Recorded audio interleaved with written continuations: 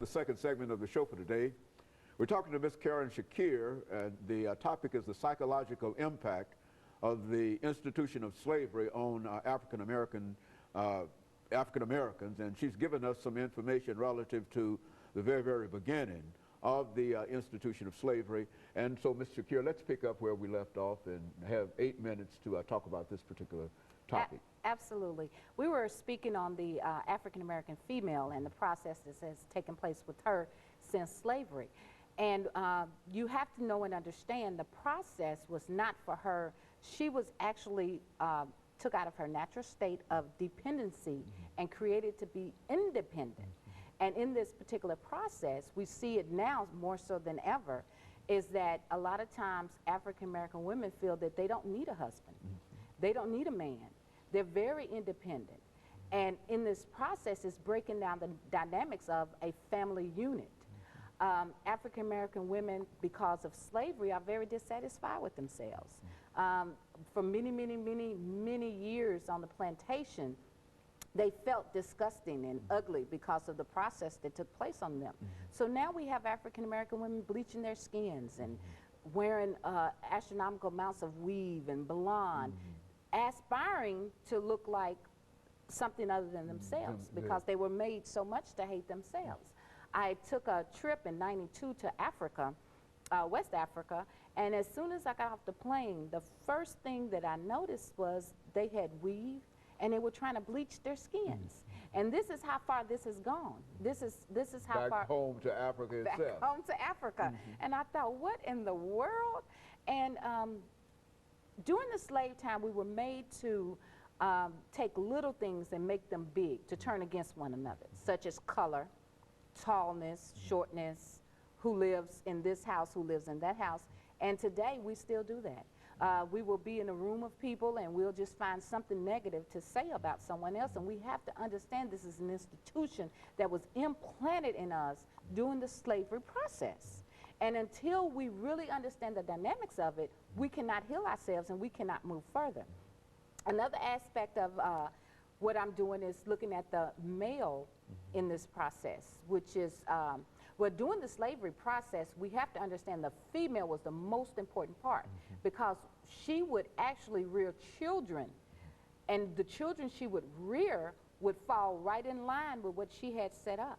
And most of the time it was either she protected that child behind her skirt, or she didn't allow him to become a man in fear of his life, in fear that he would get beat, in fear. So it created a dependency state in our men.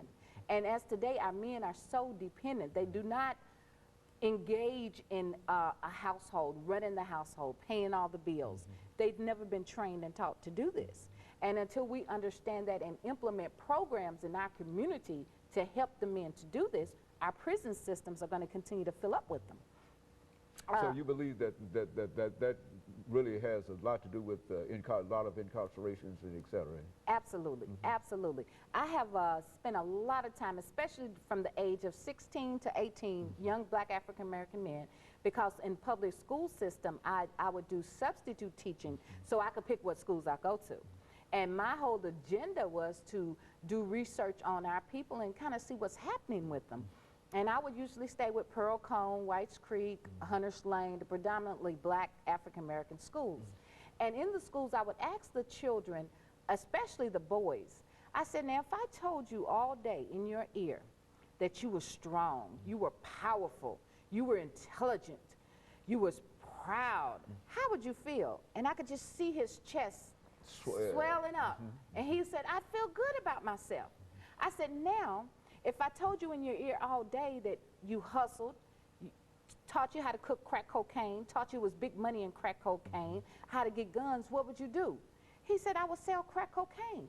And I told him, I said, that's why you have to listen to what you're listening to. You have to really listen to the words in this hip-hop music.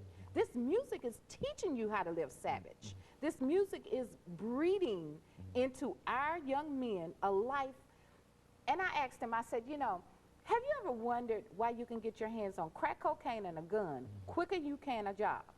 Especially in our community now, and they can.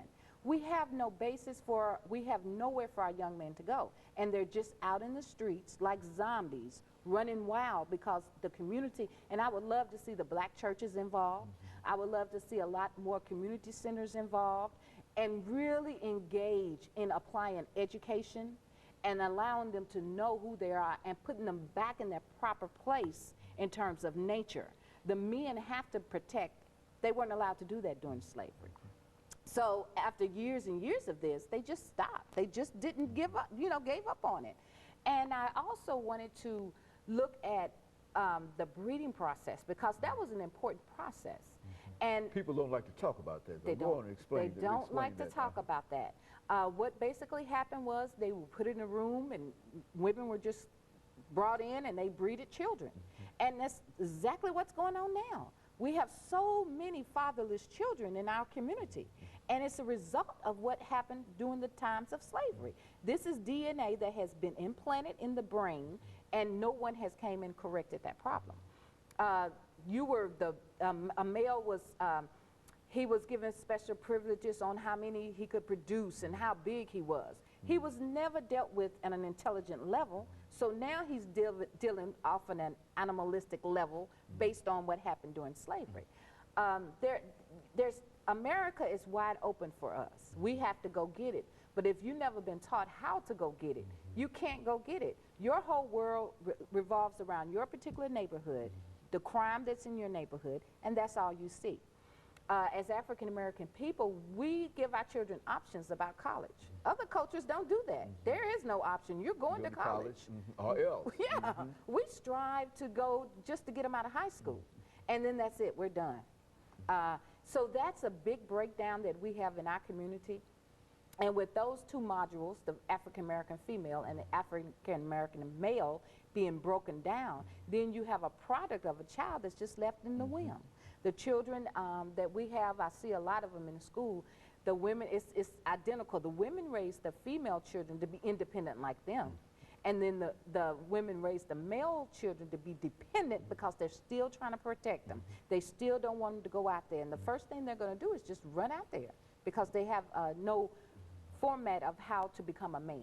And it really takes a man to raise a man. Very good. And of course, Ms. Shakir, we're getting ready for this final commercial break. And I think that's the kind of information that we wanted to hear in reference to how do we deal with these issues and why they are still issues after all of these years. Yes. And of course, we'll be back with our audience following this very, very short commercial break.